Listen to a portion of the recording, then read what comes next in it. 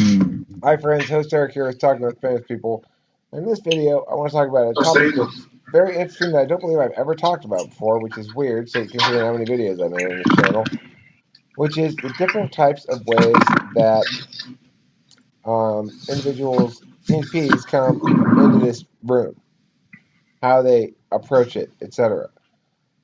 As somebody who's made a lot of ENTP videos, and as somebody who probably, it's fair to say, a lot of my viewers have come to the channel through those videos on ENTPs and think of me as an ENTP, maybe like a textbook ENTP, because I've done so much YouTubery about it. Then I end up seeing a lot of ENTPs here in the room. They come in and talk to me and roll in a few different ways, typically. And so, first of all, let me say that one thing that's pretty typical for ENTPs when they come into the raw room is they haven't watched many videos. So they probably watched one or two and then jumped right into the live experience because by and large they're not very we're not a very researchy kind of people. We get one piece of data, we intuit a whole bunch of shit out of it, and we go from there. You know, so so that's one of the things that happens. Now, then the second thing that happens is it depends whether there's 8 in their tri type. Basically, if they want to come in and fight, there's there's different kinds of ENTPs that have to do with enneagram types or something else. Like Zach, for example, who's a 9, he comes in and John, you are no 9. Oh my God, you put 9 first as your number. That is such a That joke. was what it showed. Yeah. Uh huh. You're a 974. My ass, you're a 974. You've got so much 8 in you, you don't even know what to do with it. Anyway, How do I? Okay. Well, um, Could be if feigned 8 though. you can't fake that. I can see that pain underneath that shit. oh, please. Oh, come on. I got it too, man. I got the same shit. I got the same fucking shit as you got going on. Anyway, the 8 types, Look at his face. they come in, they wanna pew, you know? And the thing is, what I've not ever gotten accustomed to is the fact that it's a different situation for me than for those coming in.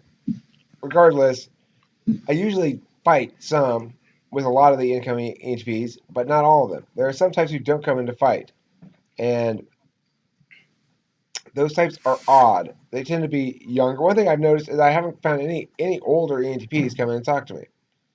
No, no, not even any over 40 come in and talk to me. They're all younger, and part of the reason is I think there's a hierarchical battle going on there between ENTPs necessarily if they have an 8 in their mix.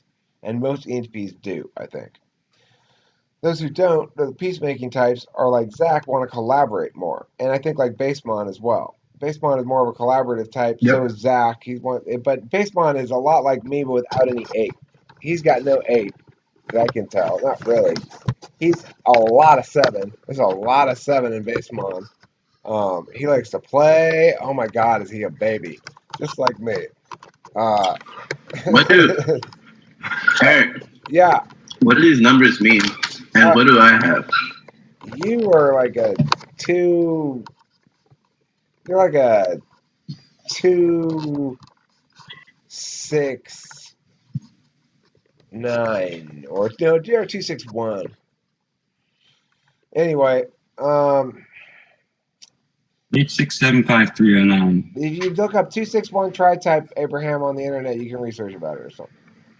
261. Anyway, then we have some ENTPs who don't really type out as ENTPs very much at initial glance. For example, Taylor, who some people will often will say, oh, he's an ESTP, even though he definitely is not. But he came in much more with a determination to express equality rather than display it. which is a little bit different in terms of an FE thing. He came in and immediately pronounced himself a demigod, which which which I embraced immediately, of course, because it gave me a good religious figure to build the metaphysics around, and you know uh, that that sort of thing is collaborative in a different way than hi, sweet cheeks. That's my ISFJ. Yes, I won socionics, everybody. Fellow ENTPs, let me tell you something. Try to win socionics. If you win socionics, that means you get your dual, your ISFJ. It's fantastic. As you can see here, I'm living the life of luxury in ISFJ town. What? Anyhow, most ENTPs basically don't know what they want in life. That's the number one quality that we all share. We don't know what we want, and we don't know what matters to us, and we spend a long time trying to figure that out.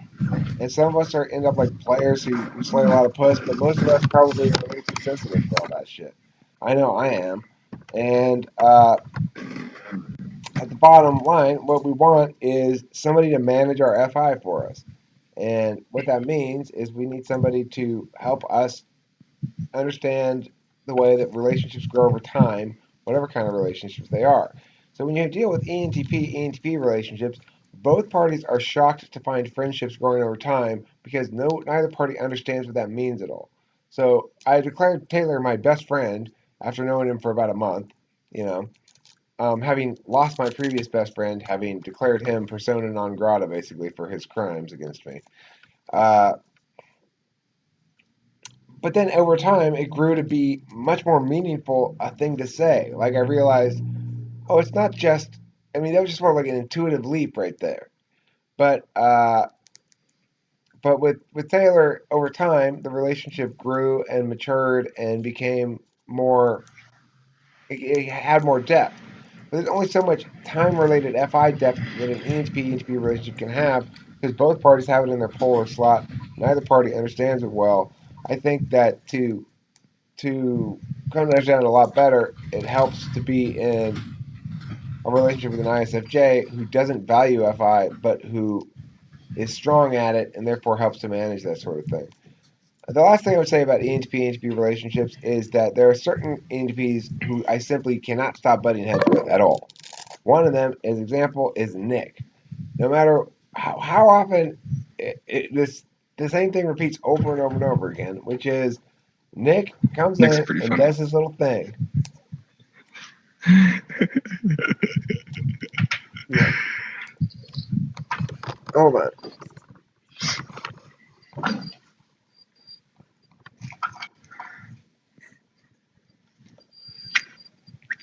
Who's what do you mean Brent? Okay. And she's for her haircut? Oh, what's she here for? Oh, she got her mail. Oh, okay. Um. Anyhow, so the thing is, like Nick, no matter he'll play the same game over and over again. And the game goes like this. Oh, Eric, I really like this thing, except I'm worried, man, because you're doing this thing wrong. And then I go, oh, Nick. And we played Dance of Dominoes for a while, and I slap him around. He's usually been drinking. He's usually been drinking when he's pulled this shit. And then he goes, and comes back later on or something. I don't know. But he's a funny one. And this isn't a very good video. I wish I had thought it out a little bit more. But the bottom line is, ENTPs and I typically get along great and don't have any sort of real bond normally. It's like there's a weird, neither party gets that part of things. We just sort of bounce around, you know? It takes somebody else of a different type to settle us down and ground us and make us whole, I believe to be the case. I think it could be done with an INTP, an ISFJ, or an INFJ. I think any of those types is well equipped to do it. INFJ has the same basic setup as ISFJ. They'll function the same way with the FI for you on the seventh slot. You'll function the same way for them on the TE on the seventh slot. and their epistemology and their action functions, I don't think that's such a big deal as it is with the other functions. So I think INFJ could probably ground an ENTP well. ISFJ certainly grounded the shit out of me. She just shot me straight down out of the air, and I fell straight to the ground like with a big thud. And I was like, I'm home, you know? And it really slows you down and pulls you out of your head. So anyway, that's my message about ENTP relationships. They're awesome, fun, and shallow in general.